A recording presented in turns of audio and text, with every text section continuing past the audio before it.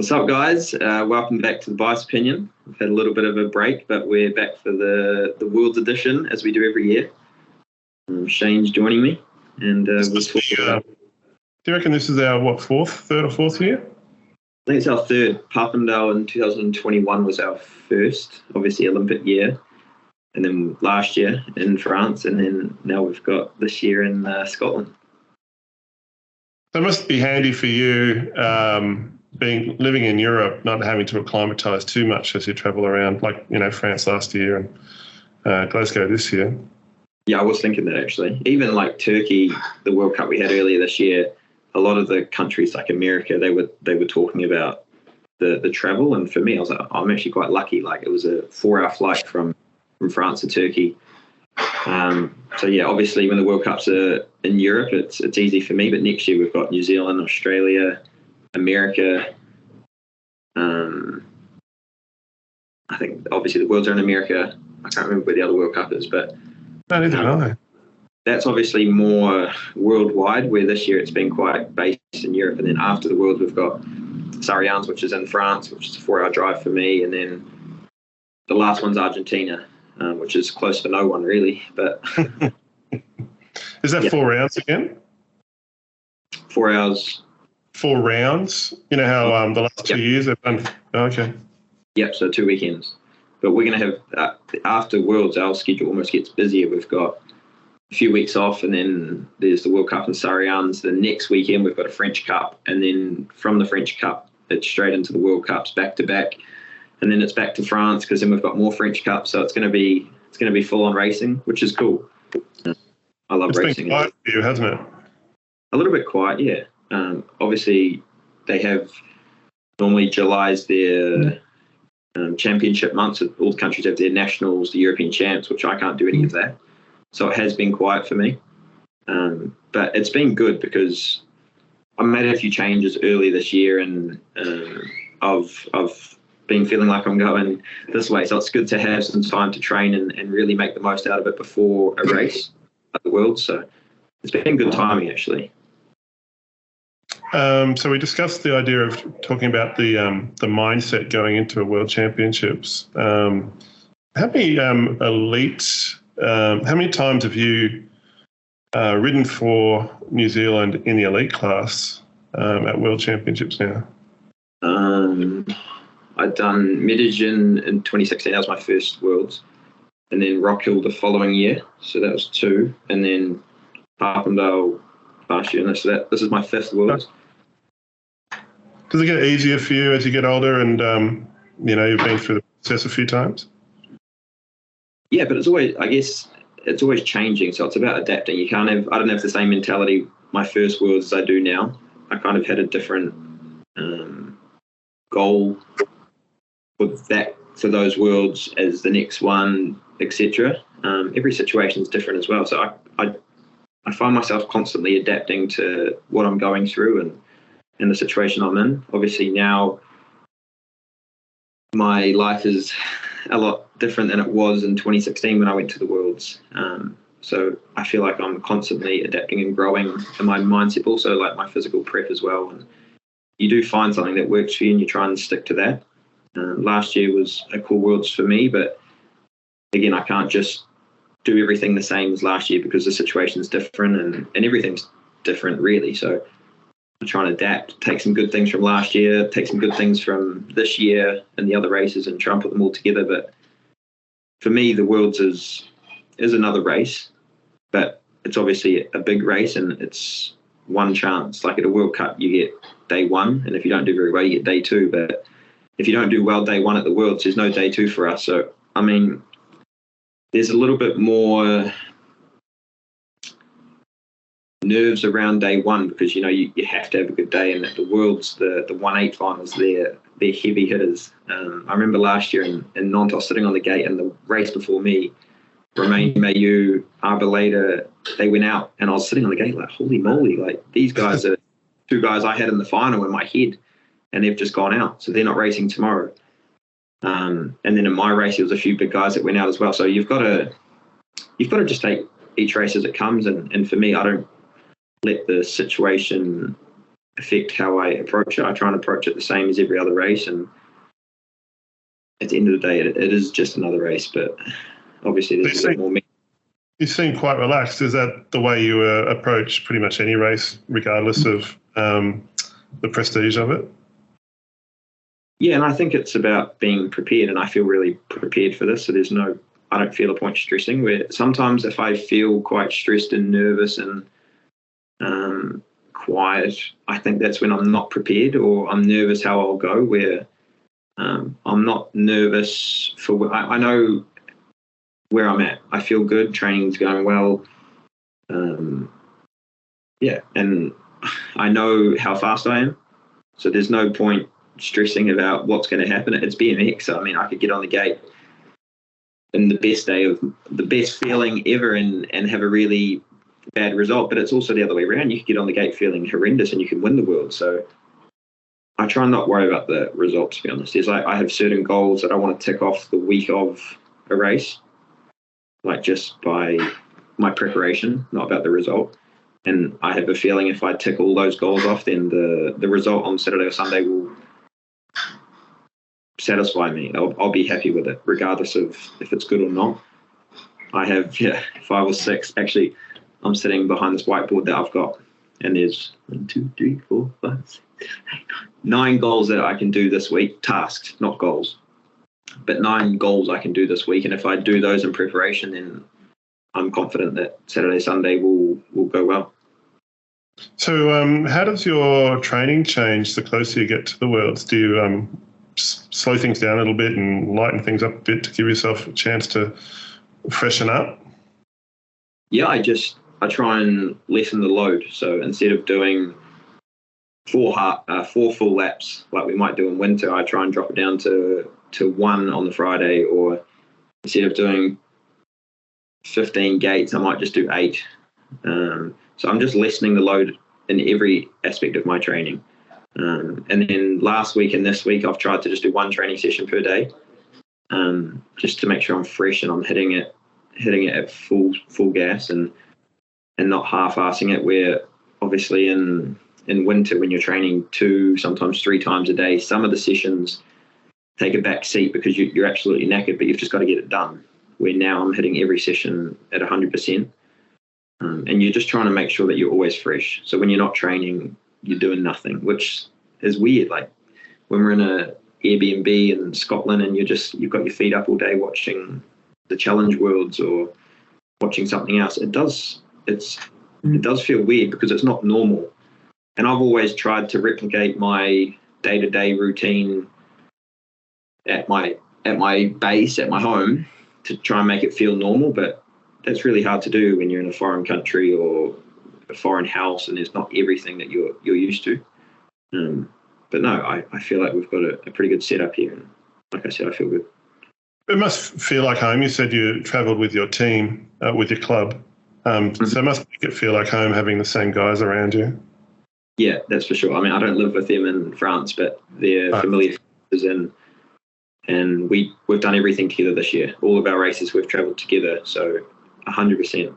I think Turkey was the first ever World Cup I've travelled with like a team, and that felt so cool. Like you just feel so less stress. I mean, World Cup week, like I said before, is quite a stressful time. World Champs week is a stressful time as well. But over last year and this year, we've travelled to all the European Cups, the French Cups as a team. And then to travel to a World Cup this year, I remember talking to you last year about how I'd go from this environment at French Cups and European Cups, then to a World Cup, where I'd have all the support and then no support. It was kind of like a bit of, not a shock, but it was kind of like, oh, this is what it's really like. I've had my team at all the World Cups because it was in Turkey, which they came, and then Papendal they came, and now we're here. So it is really cool, like you said, to have familiar faces and they do everything to make sure that we're ready and we have what we need. So I'm very lucky in that sense. Don't tell me they cook all your food for you and all that sort of stuff as well, do they? No, we take turns. There's 3 athletes, and we just take turns. So tomorrow is your first practice session at Glasgow. What kind of what would you do today normally? Would you actually do any training at all, as being the last day before the Worlds really kick off for you? Yeah, so we got here on Sunday, which I had the day off on Sunday. I travelled here, and then Monday, like a normal Worlds week for me is, like I said, I try and keep it normal, as a normal week at home. And with training back home, like I play around with my sessions. If I've got an important track session with Jeremy, for example, and we're doing half laps or full laps, I try and plan my training a little bit around that to make sure I can see if I can feel good, because obviously I'm going to try and do the similar things this week to make sure I feel good on Saturday and Sunday. So this week's all about that. It's just like making sure that my body's feeling good. So Monday we did a little gym session, followed by just spinning my legs out for 10, 15 minutes and then resting in the afternoon. So it was just one session. And then yesterday I did half an hour on the rollers in the morning, and then we went to a little track in the evening just to ride my bike and just keep that familiarity with my bike. But it was a tiny little track, like one of the smallest tracks I've ever ridden, but it was cool, like just to do some manuals, some jumps and that kind of stuff. I didn't do any gates just because it was like a 3-meter hill and we're obviously racing on 8 meters. So I didn't want to do anything to change my technique or anything. I'm happy without doing gates because we've got obviously Thursday, Friday, Saturday, Sunday. So, yeah. And then this morning I did another gym session, not too big, just get the legs moving, and then we'll rest this afternoon. And then, yeah, tomorrow's probably the day where I'll make sure I get most of my learning done of the track. I have ridden here before last year, but I'll probably do more tomorrow as it's 2 days out from Saturday, and then less on Friday to make sure I'm fresh for Saturday. Just link some straights together, some half laps, and make sure I'm completely comfortable on the track. And then Friday's just touching some little things up. And obviously Saturday morning, you're probably just going to do a couple of laps to make sure that you're ready to go in a gate or two.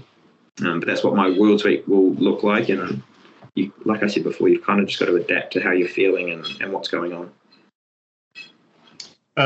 You mentioned Jeremy before. He's had a bit of an up and down year. I guess you could say since last Worlds. Didn't he bow out in the quarters last time around?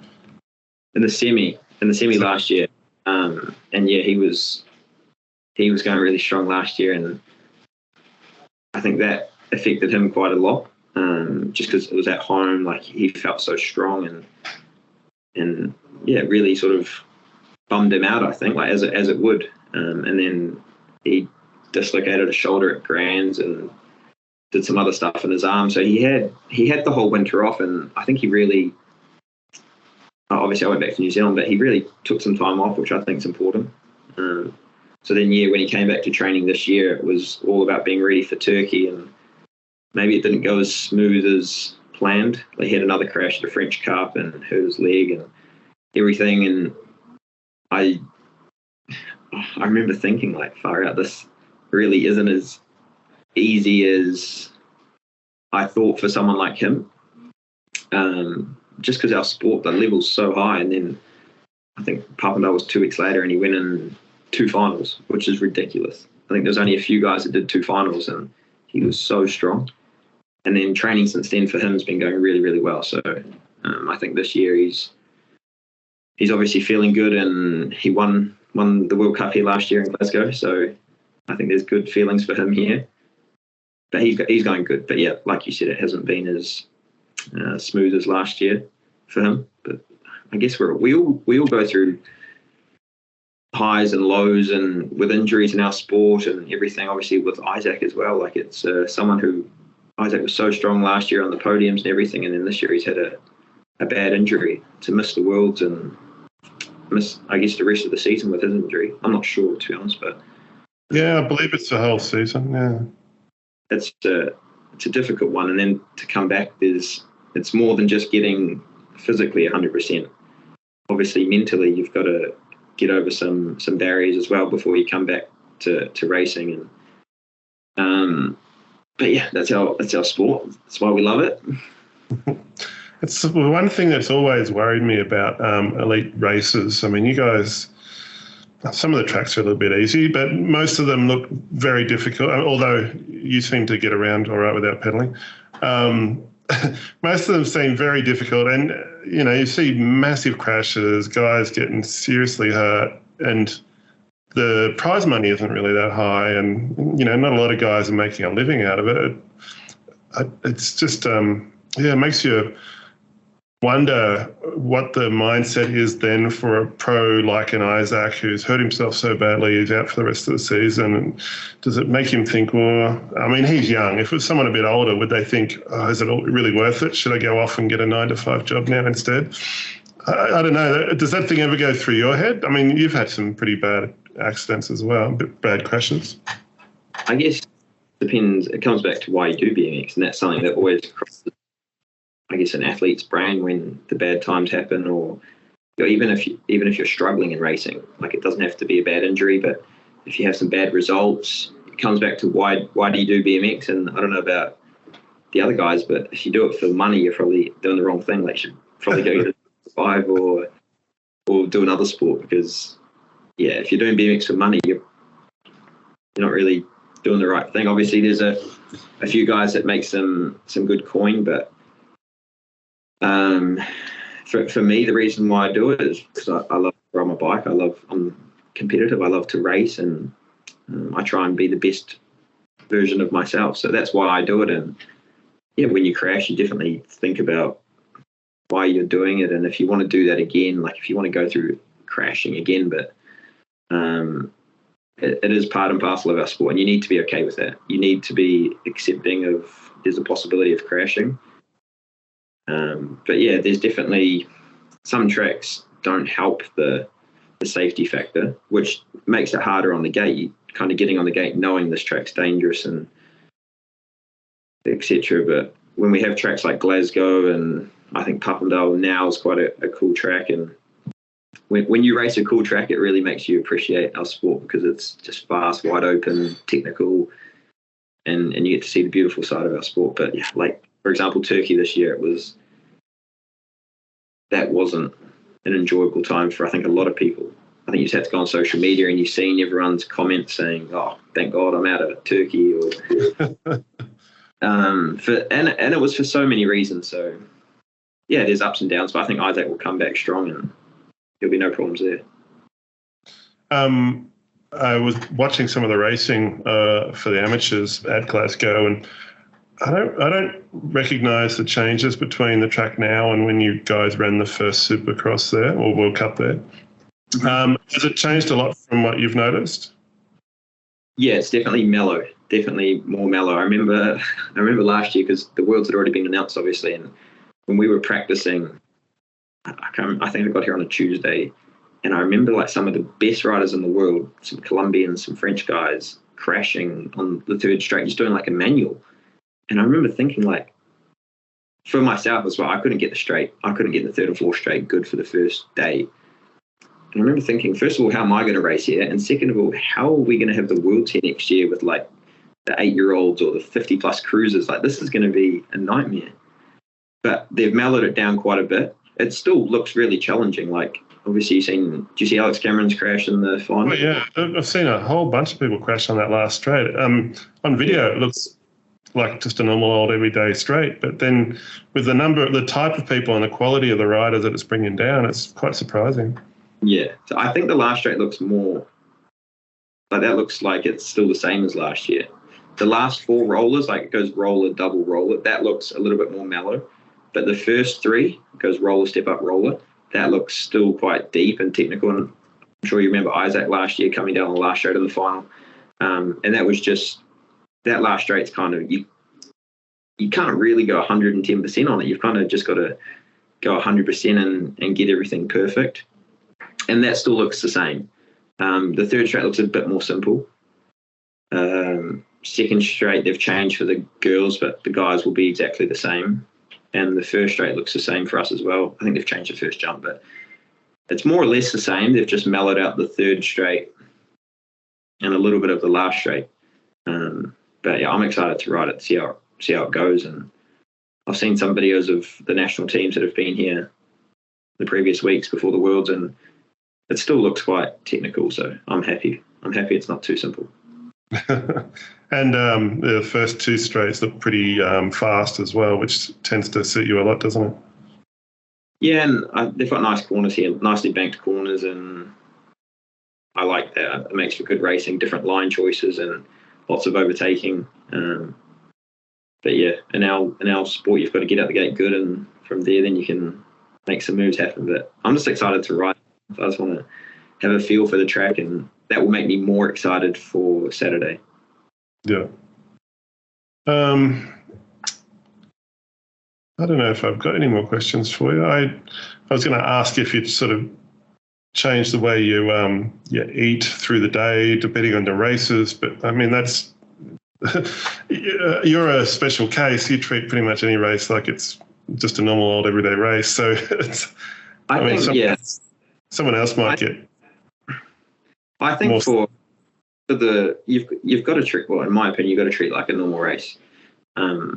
We do so many important races throughout the year. I think if you change too much for one race, then I think it's risky. You've got to keep all the factors consistent and just do what you know. Like, you can't just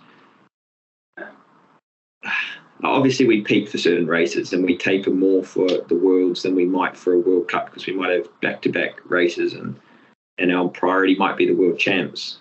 So that changes. But in terms of eating and training and practice days and the mindset around racing, like, you try and keep everything the same. Obviously, if it's a French Cup and it doesn't mean anything to you as a rider compared to a Olympic Games, maybe you want to win more. But for me, it's always about trying to improve myself and race to the best of my ability. I'll never race less than 100%. And some of the hardest days to take were some of the smallest races, if that makes sense. And I remember when I was a little bit younger, I'd get more nervous for like a club race than I would for a World Cup, because there's almost more to lose.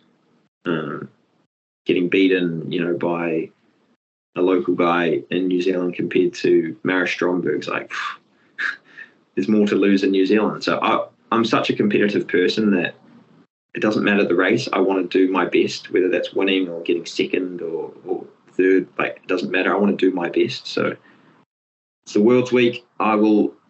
That's some of my goals is like, keep your eating and drinking consistent throughout the week. Don't change anything. That's like a simple goal I've got. And yeah, when you do change country and change environments in a hotel and you go downstairs and there's a buffet breakfast, sometimes you want to be like, ooh, I might have it. But you've got to obviously stay disciplined and keep everything the same during World's Week, during race week. So that's me. Do you have a superstitions or any say race day rituals or anything? Do you wear your lucky underwear or anything like that? Nah, I don't. I think I did when I was younger, like quite young. I had like lucky socks or something. That's right. Some superstitions, but I don't want to rely on something else to have belief in myself. I think that, like I said before, I seem quite relaxed. I've trained my ass off for many years, but especially this year, making sure I'm in good shape now. And the last few weeks, I felt really good. So I don't need something to make me confident, if that makes sense. Yeah. But obviously, it's sometimes like I was talking to Matisse Rega-Richard from my club, and he said, like, if he does well on Saturday, he'll do everything the same on Sunday. He'll sit in the same seat at breakfast. He'll eat the same stuff for breakfast. He'll do everything the same. I think it will help the mental side of things. It will give you that extra bit of confidence. But I will save that for practice and race day to have my confidence from my practice or how I'm feeling on the day. Yeah. And my new bike, enough confidence, looking that good. So how new is that bike? How new is it? Yeah. I rode it for the first time on Friday. Oh, right. But I saw it in the video. It looked pretty special. Yeah, it's really cool. I'm super lucky that Inspire did such a cool project for me, and it means a lot to me. Like, it's obviously black and white for New Zealand with a few little touches on it. But yeah, it's the same as my other bike geometry-wise. So there's nothing to get used to. It's just a new bike, and it feels really good. I don't know whether just because it looks so good, it feels good, but it feels good.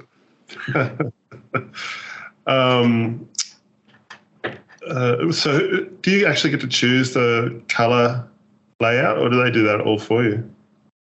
They did give me some choice with design, but Dorian at Inspire, he kind of came to me saying, I want to do this project for you. I want you to be happy with it. So if you want to change anything, you can, which I thought was really cool.